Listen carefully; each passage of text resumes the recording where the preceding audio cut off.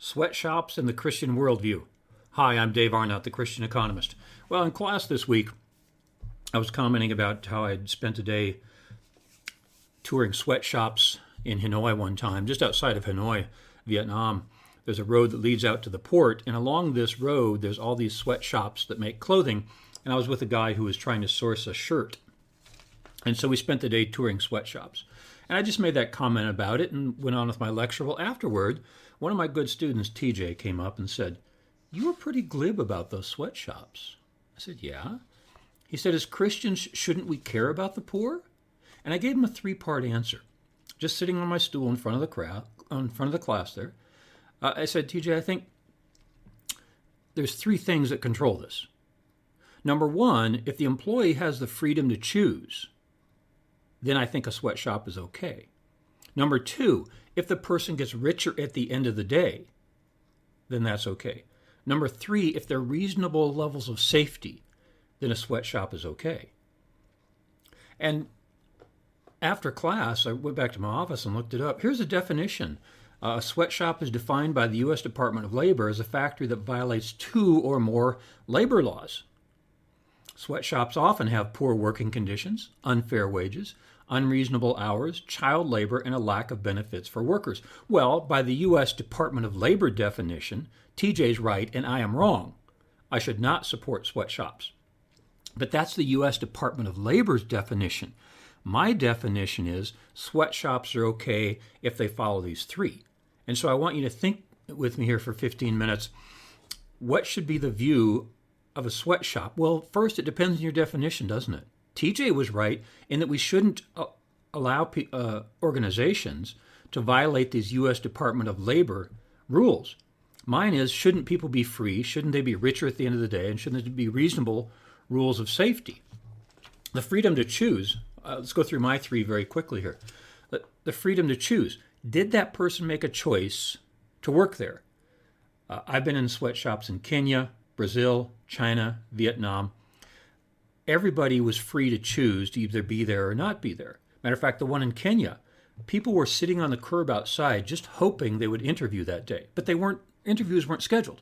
They spent the day waiting because they wanted so badly to get into work in this jeans factory that was supplying jeans for the Western world. They were free to choose to work there or elsewhere. Second, are they richer at the end of the day? And I told TJ that in an earlier part of our development in the United States industry, during the robber baron days, there were company towns. And Tennessee Ernie Ford got the song, "I owe my soul to the company store."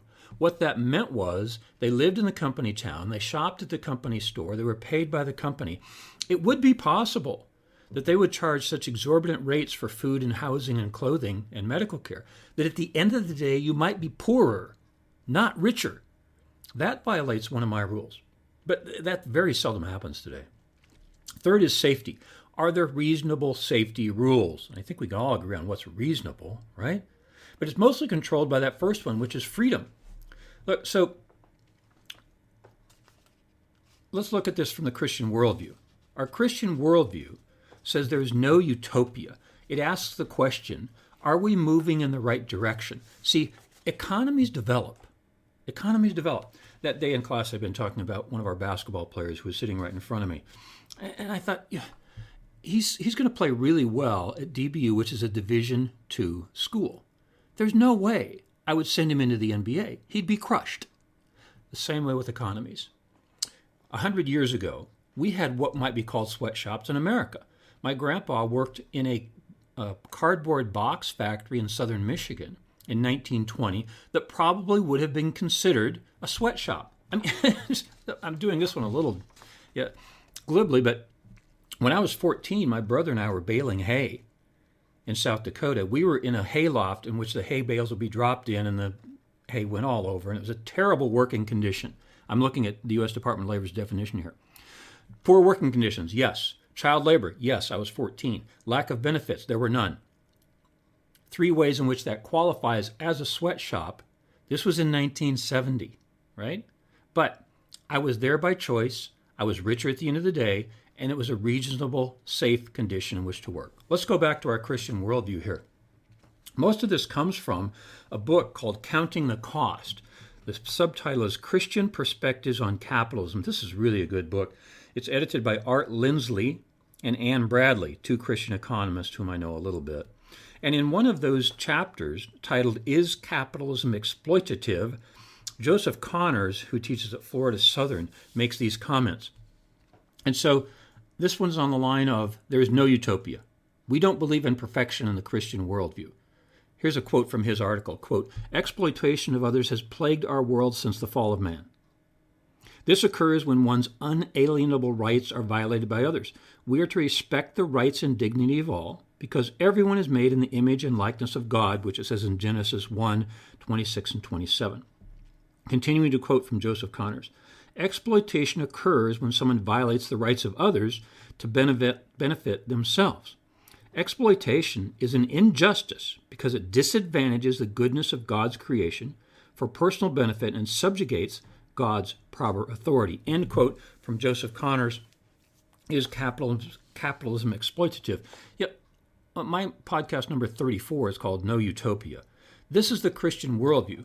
We believe that in a fallen world, we can't have a perfect environment. How bad should we allow working environments to get? Well, I had those three rules, and I'm getting to like those three rules. But all systems exploit. What we try to figure out is it moving in the right direction?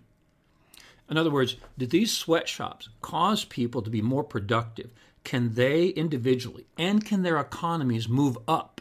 Now, if they're moving backwards, that's a problem. But in almost every case, they're moving up. They're like my grandpa working in that box factory in 1920, like me working in the hayloft in 1970. In 2020, things are better. But see, we can't look at other countries through our lens. We have to determine, are they on their way up? Okay? So in an upcoming book, Biblical Economic Policy, Sergei Sedamatov and I have laid out 10 commandments of economics. And some of these apply.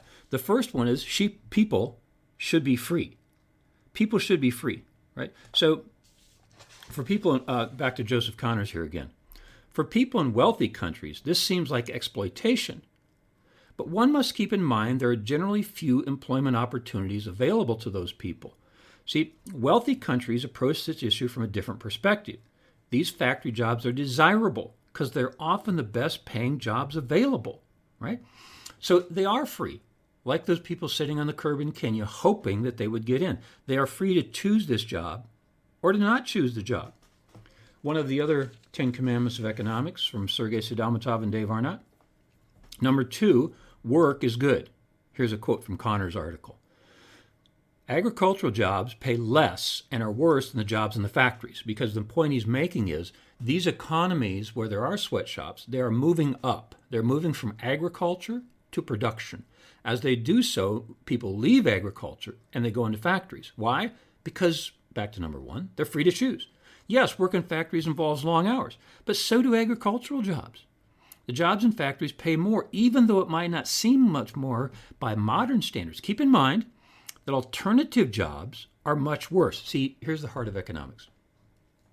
TJ, my student, looks at it and says, those people should not be in that condition. Hey, they're going to be in some condition, TJ. We cannot choose to have no condition. It's either this condition or that condition. That's the heart of economics. See? So they're either in agriculture or they're in the factory, or maybe you don't want them to work at all. Well, TJ would say, well, no, that's not the case. I want them to work. Okay, you want them to work. They can't be working in a perfect condition. Does it violate Dave's 3 rules that we talked about? Back to Connors here. Keep in mind that alternative jobs are much worse.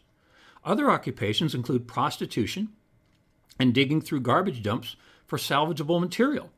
When sweatshops are shut down, the workers return to lower paying and less desirable jobs, says Joseph Connors. Moreover, most of these workers, when given the choice, choose higher pay over safer working conditions or shorter working hours. Again, work is good. Number 1, freedom to choose. Number 2, work is good. The third one in the 10 commandments of economics, according to Sedamatov and Arnott, don't steal. In this case, don't steal people's labor. See? Here's what Connor says about it. Sweatshops are factories that have harsh working conditions according to the standards of wealthy countries, but whose workers choose to work voluntarily.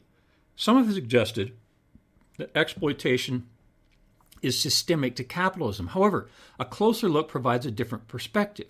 Exploitation of people involves violating their rights, freedom, and human dignity.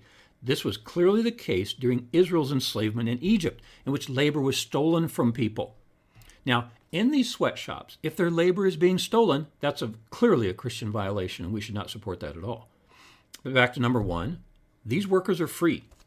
In almost all sweatshops, they have chosen it, right?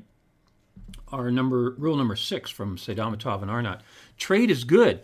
In this case, it's trading your labor. Should they be free to trade their labor for something else? Connors writes, there's one difference between the jobs in sweatshops today and U.S. factory jobs during the Industrial Revolution. The United States is a capitalist country, and many of these developing countries are not. Some are making the transition to capitalism, but most of them do not have economic and political institutions that allow property rights, the rule of law, and voluntary exchange, each of which is an essential aspect of capitalism. Without these institutions, it's much easier for people to exploit workers by forcing them to work in various factories. And what Connors is talking about here is a vote for capitalism. Sweatshops are capitalism. Have they violated those three rules that I stated earlier? Then they should not exist. As long as those 3 rules are followed, sweatshops are good for people. Yeah. And my last point here is the economy developing? And the point is, yes, it is. Here's back to Connors again. This transition to higher wages is caused by increases in productivity. When workers are more productive, they earn higher wages due to competition in labor markets. They're on their way up. Just like my basketball player who will make a very fine contribution in Division II DBU basketball. He could not compete in the NBA, and I wouldn't send him there. You cannot send these economies that are developing into the world of the developed economies. They have to develop along the way. They have to grow. They have to increase their productivity step by step. Make this very clear, and I've said this 3 or 4 times. It should not violate the 3 of Dave's rules. But on the way up, these things are going to happen. Here's Connors again. Today, many developing countries are experiencing their own industrial revolutions. The stories mentioned in this article that working conditions in these factories are not like U.S. factories, that working conditions in these factories are not unlike, that's what he says, are not unlike U.S. factories 150 years ago. The hours are long, the pay is low, as it was for my grandpa who worked in the box factory in southern Michigan in 1920, as it was for my brother and I who were baling hay in 1970. But it got better, didn't it? Okay. Here's a good closing, I would say, from our friend Joseph Connors here, writing in Counting the Cost, Christian Perspectives on Capitalism by Art Lindsley and Ann Bradley.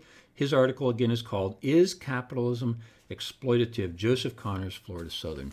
Here he says, Christians should labor to bring capitalism to the poorest parts of the world where it is needed most. The people in developing countries understand this. They vote with their feet, and they leave fields and difficult occupations for factory jobs, which some of us call sweatshops. Many try to migrate to capitalist countries. We all want to flourish, and the poor in developing countries know where flourishing takes place. It takes place in capitalist countries, where private property rights, meaning labor, and the rule of law allow for a flourishing society. Again, Dave's 3 rules for sweatshops. Number 1, is the employee free to choose? 2, are they richer at the end of the day? Number 3, are they reasonably safe? If so, sweatshops are fine. I'm Dave Arnott, the Christian Economist, where our slogan is, fear God, tell the truth, earn a profit. See you next time.